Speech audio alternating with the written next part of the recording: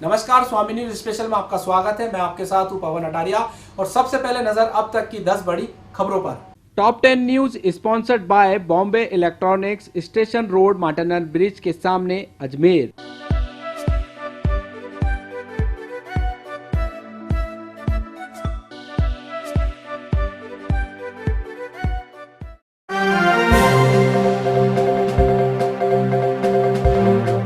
अजमेर जिले में लगातार कोरोना मरीजों की संख्या दिन पर दिन बढ़ती जा रही है। आज भी बड़ी संख्या में कोरोना पॉजिटिव मरीज सामने आए। वहीं मीडिया ब्रीफिंग के अनुसार 3 कोरोना पॉजिटिव मरीजों की मृत्यु हो गई। ब्रीफिंग में बताया गया कि कोरोना पॉजिटिव वार्ड में भर्ती 31 वर्षीय ब्यावर निवासी महिला, जो कि अस्पताल में 31 जुलाई को भर्ती हुई थी, कल देर रात 11:30 बजे उनकी मृत्यु हो गई। उनको ब्लड प्रेशर और डायबिटीज सहित टीबी की बीमारी थी। वहीं दूसरा मरीज धौलावाटा निवासी 60 वर्षीय पुरुष, जो कि अस्पताल में 2 अगस्त को भर्ती हुआ था, उनकी मृत्यु देर रात हो गई। इसी तरह 65 वर्षीय पुरुष पहाड़गंज निवासी, जो कि अस्पताल में 4 अगस्त को भर्ती हुए थे, उनकी मृत्यु हो गई। वहीं 5 कोरोना पॉजिटिव मरीजों को उनके लगभग लक्षण रहित होने के बाद कोविड केयर सेंटर भेजा गया। कल रात को 11:30 से लेकर 1:30 बजे के बीच में हमारे 3 और पेशेंट कोरोना पॉजिटिव थे, वो हमारे बीच नहीं रहे और वो शहर के विभिन्न स्थानों के थे। 1 ब्यावर के थे, 2 अजमेर शहर के थे और सभी को कोई ना कोई कोमॉर्बिडिटी थी। और करीब एक की उम्र 71 साल थी, एक की उम्र 60 साल थी और तीनों को डायबिटीज़, ब्लड प्रेशर, हार्ट की बीमारी, एक को किडनी की काफ़ी ज़्यादा ख़राब थी, एक को सेप्टिसीमिया था। तो इस तरीके से कोमॉर्बिडिटी थी। एक पेशेंट हमारे पास 31 तारीख को भर्ती हुई थी, करीब 8 दिन रहकर फिर शांत हुए। एक पेशेंट 3 दिन में शांत हुए, एक पेशेंट 2 दिन में शांत हुए।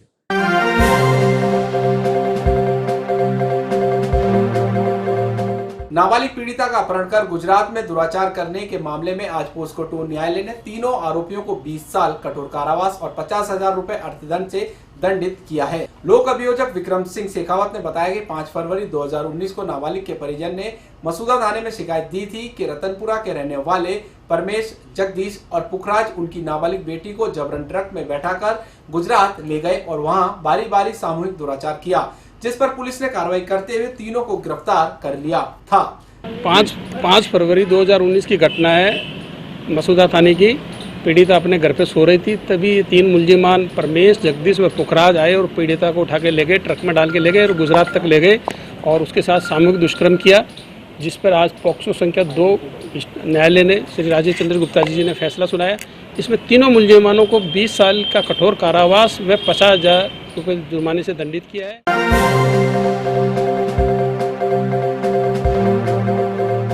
धनवर्षा क्रेडिट कोऑपरेटिव सोसाइटी के खिलाफ सुभाष नगर निवासी टीकम शर्मा ने एफडी की राशि पूरी होने के बाद भी 5 लाख रुपए की राशि का भुगतान नहीं करने का मुकदमा क्लॉक टावर थाने में दर्ज कराया है। क्लॉक टावर थाना प्रभारी दिनेश कुमावत ने बताया कि आदर्श नगर स्थित धनवर्षा कोऑपरेटिव बैंक में टीकम शर्मा ने 4.5 लाख रुपए जमा कराए थे। जब जमा कराई गई राशि मैच्योर हो गई, उसके बाद सभी कार्यालय पर ताले लगे मिले और नसीराबाद निवासी सोसाइटी का संचालक राजेंद्र सिंह राठौड़ और उसके साथी फरार हो गए। ये सुभाष नगर निवासी टीकम शर्मा ने एक प्रकरण दर्ज कराया है, जिसमें इसने बताया है कि साहब ये धनवर्षा क्रेडिट कोऑपरेटिव सोसाइटी, जिसका प्रधान कार्यालय आदर्श नगर अजमेर में है, उनके वहाँ उसने करीब एफडी के रूप में 4.5 लाख रुपए जमा कराए थे, जिनकी मैच्योरिटी राशि करीब 5 लाख रुपए होती है। वो उन्होंने मैच्योरिटी होने के बावजूद अभी तक हमारे को नहीं लौटाई है और वो अपना जो प्रधान कार्यालय भी बंद करके और इसके जो संचालक मंडल है वो घर से गायब हो गए हैं और न तो फ़ोन उठा रहे हैं, न ही उनकी ये जो मैच्योरिटी राशि लौटा रहे हैं। इस प्रकार इन्होंने षड्यंत्र रच के धोखाधड़ी की है और अमानत में खयानत की है। संचालक का क्या नाम है? संचालक, इसमें संचालक मंडल जो हैं वो मेन राजेंद्र सिंह राठौड़ है, जो देवलिया निवासी है, नसीराबाद सदर इलाके में देवलिया गांव के निवासी हैं। इसके साथ उनके 2-3 भाई हैं, जो भगवान सिंह, लक्ष्मी कंवर, शिवराज सिंह, बलवीर सिंह, यशवर्धन सिंह और महेंद्र सिंह है। ये संचालक मंडल के सदस्य हैं, जो आपस में रिश्तेदार हैं तथा ज़्यादातर इनमें से देवलिया निवासी ही है। लगभग कितने पैसे जमा कराए? इनके करीब 5 लाख रुपए हैं जो उनको लौटाए जाने हैं, जो इन्होंने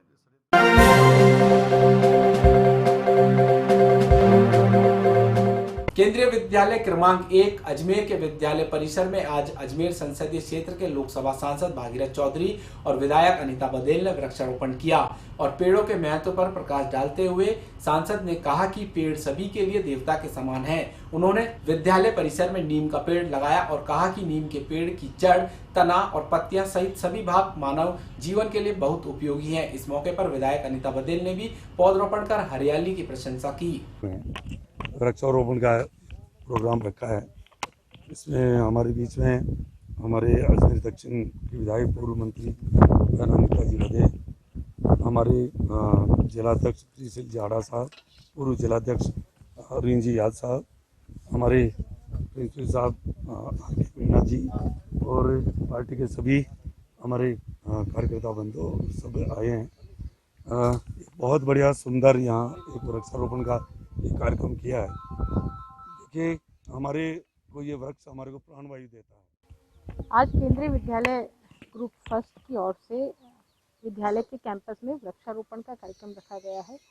विद्यालय प्रशासन ने तय किया है कि लगभग 30,000 वृक्ष वो इस पूरे कैंपस में लगाने वाले हैं और निश्चित रूप से व्यक्ति ने, इंसान ने अपने स्वार्थ के लिए जंगलों को काट डाला और उससे जितनी विषम परिस्थितियां पैदा हुई हैं, पुनः हम प्रकृति की ओर लौटें, क्योंकि वृक्ष प्राण वायु देने का काम करते हैं।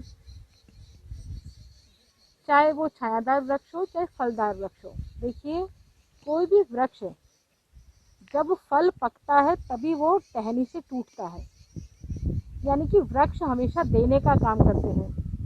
मीठा फल भी मीठा हो तभी वो डाली से टूटता है। तो इसी तरह से पेड़ों से हमको भी शिक्षा लेनी चाहिए कि हम समाज से सिर्फ लेते ही लेते रहते हैं, देने का कार्य नहीं करते।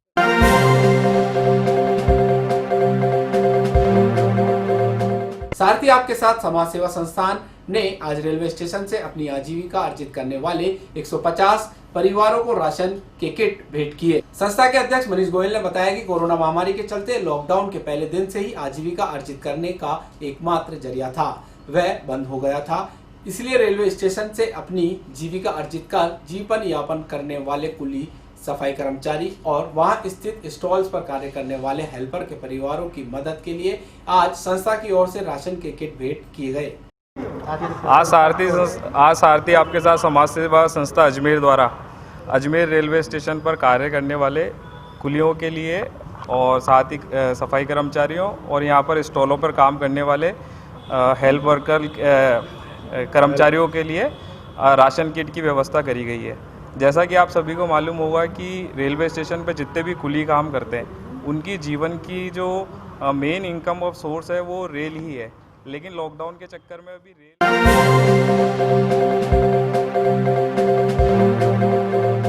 जवाहर फाउंडेशन द्वारा वी सैल्यूट कोरोना वॉरियर्स कार्यक्रम के तहत जिला कलेक्टर प्रकाश राज पुरोहित को जरूरतमंद लोगों के लिए मास्क और सैनिटाइजर भेंट किए गए। इस अवसर पर पूर्व विधायक डॉक्टर गोपाल भायती ने कहा कि वैश्विक महामारी कोरोना वायरस संक्रमण में कर्मवीर योद्धाओं की सजगता, सतर्कता और निस्वार्थ भावना से सेवा करने के कारण आज सभी सुरक्षित हैं। जवाहर फाउंडेशन के संस्थापक अध्यक्ष आदरणीय श्री रिजू झुंझुनवाला जी के वी सैल्यूट कोरोना वायरस कार्यक्रम के तहत आज माननीय जिला कलेक्टर प्रकाश राज पुरोहित साहब को सैनिटाइजर और जरूरतमंदों को बांटने के लिए मास्क दिए गए और उनका साफा पहनाकर माल्यार्पण करके स्वागत किया गया। इसी तरह जिला कलेक्टर के अंदर सभी कर्मचारियों और अधिकारियों का स्वागत किया गया।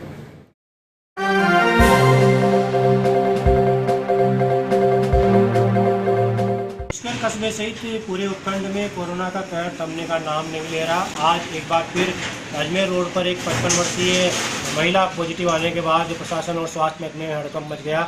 आनंद फानन में हाथों हाथ पूरे आसपास के जो पूरा एरिया है वहाँ सैनिटाइज किया गया है। जीरो मोबिलिटी क्षेत्र आसपास के एरिया को पूरे को घोषित किया गया है। वहीं सतर्कता बरतते हुए स्वास्थ्य महकमे की ओर से अब तक आज 51 सैंपल भेजे गए हैं, जिनमें 27 वो लोग हैं जो पूर्व में जो कोरोना संक्रमित पाए गए थे उनके संपर्क में आए हुए लोग हैं, बाकी अन्य लोग हैं। वहीं जो पुष्कर उपखंड के लिए सबसे बड़ी राहत की बात कर सकते हैं कि अब तक जो 50 पॉजिटिव पाए गए थे उसमें से 42 लोग रिपोर्ट नेगेटिव हो चुकी है और वो होम क्वारंटाइन रह के अब स्वास्थ्य लाभ ले रहे हैं। अब मात्र पुष्कर उपखंड में 8 लोग ही कोरोना से पॉजिटिव मिले हुए हैं। पुष्कर से दिलीप नागरा के साथ सीताराम पाराशर स्वामी। वर्तमान में पुष्कर के अंदर 8 पॉजिटिव केस हैं पुष्कर उपखंड के अंदर, इसमें एक खोरी में है और बाकी पुष्कर के अंदर 7 केस हैं। और आज हमने कॉन्टैक्ट ट्रेसिंग के अंदर और कुछ ILI और 13 बिहारी को मिला के 51 सैंपल लिए गए। आगे क्या रणनीति रहेगी सैंपल लेकर? रणनीति ये रहेगी कि जो अभी पॉजिटिव केस चल रहे हैं उनकी 5 से 7 दिन बाद उनके कॉन्टैक्ट ट्रेसिंग करनी है। तो 3 केस ऐसे नए हैं जिनकी हम मंडे को कॉन्टैक्ट ट्रेसिंग लेंगे। और आज एक जो देवनगर रोड पर जो बिहारी पॉजिटिव आया था उसको हमने फ्री कर दिया है, कोविड केयर सेंटर से भी उसको डिस्चार्ज कर दिया है। अब उसको हमने घर में 7 दिन के लिए क्वारंटाइन किया। किस किस प्रकार के लक्षण हो तो यहाँ चेक कराना चाहिए व्यक्ति? सर्दी जुकाम खांसी के लक्षण हो या कोई ट्रैवल हिस्ट्री हो कि बाहर से जाके आया है और किसी कंटेनमेंट जोन से जाके आया है जहाँ पॉजिटिव रेट ज़्यादा है, तो उस व्यक्ति को तुरंत आकर अपनी जांच करानी चाहिए। इसमें किसी तरह का डर नहीं रखना है मन में कि मैं जांच कराऊंगा तो पॉजिटिव है। पॉजिटिव आने के बाद भी मरीज 10 दिन के अंदर ठीक हो रहे हैं। केवल जो मरीज किसी दूसरी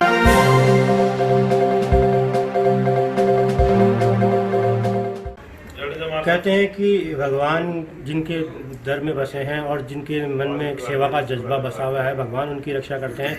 और जो पूर्वांचल जन सेवा समिति के और जवाहर फाउंडेशन के संरक्षक हैं उनके बारे में कोई अतिशयोक्ति नहीं है कि लगातार लॉकडाउन में जिस तरह से उन्होंने आम और ज़रूरतमंदों की मदद की है, निश्चित रूप से उन्होंने एक बहुत ही अच्छा कार्य किया। आज जब उनके थोड़ा सा एक सड़क हादसे के कारण थोड़ी सी स्वास्थ्य को लेकर चिंताएं हैं, तो निश्चित रूप से उनके जो समर्थक हैं और उनके जो चाहने वाले हैं उनमें चिंता एक लाजमी बनना है। और इसी को लेकर उनकी स्वास्थ्य लाभ की कामनाओं को लेकर आज पुष्कर में एक विशेष अनुष्ठान किया गया पंडित कैलाशनाथ दादी के सानिध्य में। हम जानते हैं पंडित जी से कि क्या अनुष्ठान किया गया है और किस तरह के लाभ मिलते हैं। पूर्वांचल जन चेतना समिति के संरक्षक श्री रिजू झुंझुनवाला जी, जो हमारे लोकसभा के प्रत्याशी थे कांग्रेस के, उनके दिल्ली में सड़क हादसे में उनके स्वास्थ्य में कुछ गिरावट आई है, परेशानी हुई है।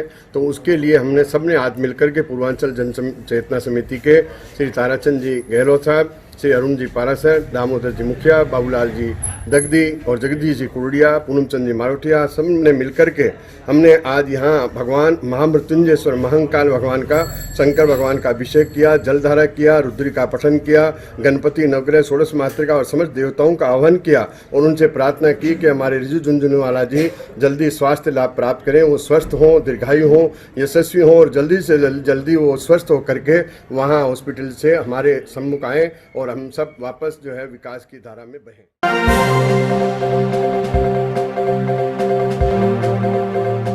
टीम पुलिस मित्र पुष्कर लगातार सामाजिक सरोकार जुटाते हुए लोगों को भयमुक्त करने के प्रयास में लगातार जुटी हुई है।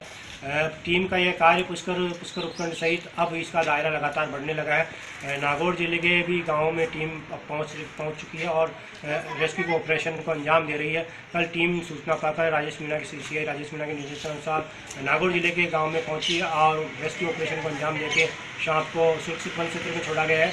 तो वही पुष्कर के अलग अलग हिस्सों में मिले 3 अलग अलग सांपों को भी टीम ने पकड़कर सुरक्षित वन क्षेत्र में छोड़ा है।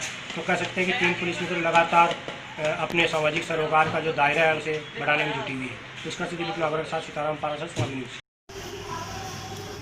जी, पिछले 2 दिनों से करीब 4 अलग अलग स्थानों से कोबरा सांपों को पकड़ा गया है और टीम पुलिस मित्र लगातार ऐसे सामाजिक सरोकार के कार्यों में व्यस्त हैं और आमजन को सुरक्षा प्रदान करती आ रही है।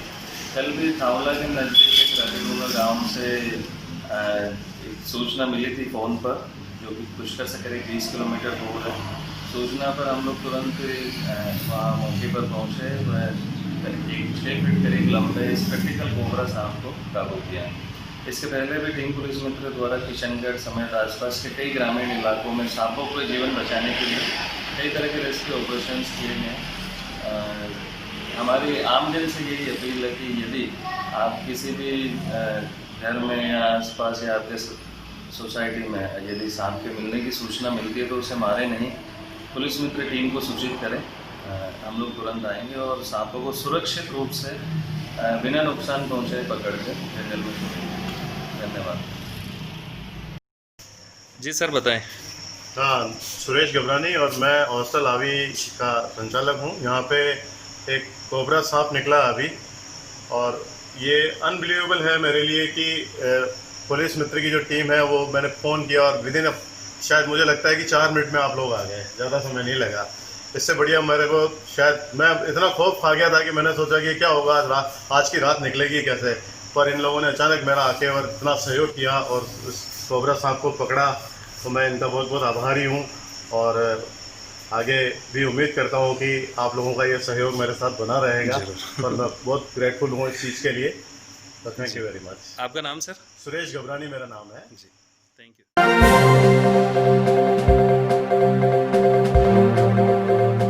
नर्स ग्रेड सेकेंड की ज्वाइनिंग को लेकर पिछले 2 दिन से जेएलएन मेडिकल कॉलेज के चक्कर काट रहे अभ्यर्थियों का सब्र का बांध आज फूट पड़ा।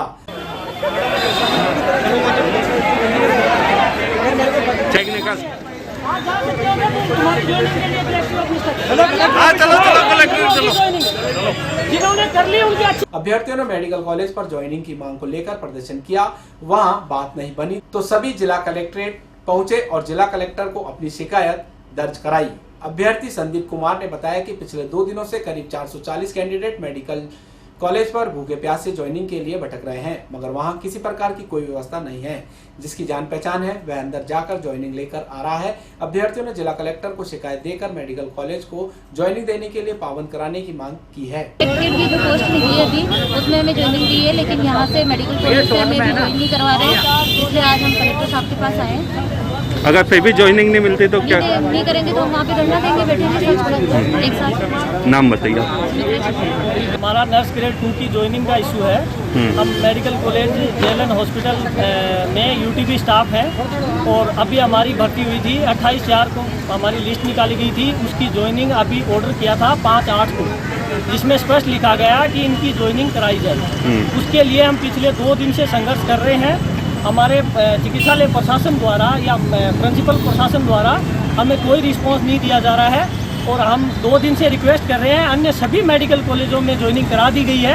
रात को 9 बजे कल जोधपुर मेडिकल कॉलेज में ज्वाइनिंग चालू की गई, यहाँ भी चालू की आज करने की कोशिश की इन्होंने। 2 बजे लंच के बाद इन्होंने कहा कि आप डॉक्यूमेंट लेके आओ।